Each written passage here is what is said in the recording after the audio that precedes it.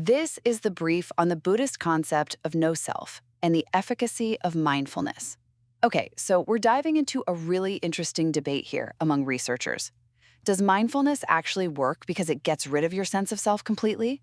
Or is it more about, strategically changing how you think about yourself? It's a key difference, right? Affects how we even measure if it's working.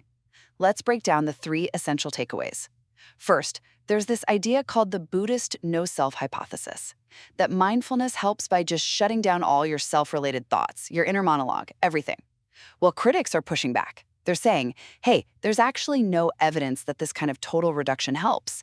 If anything, having less self-awareness like that is sometimes linked to psychopathology or even negative side effects from meditation. Second, what the evidence does strongly suggest is something more specific. It points towards a positive shift in your personal narrative.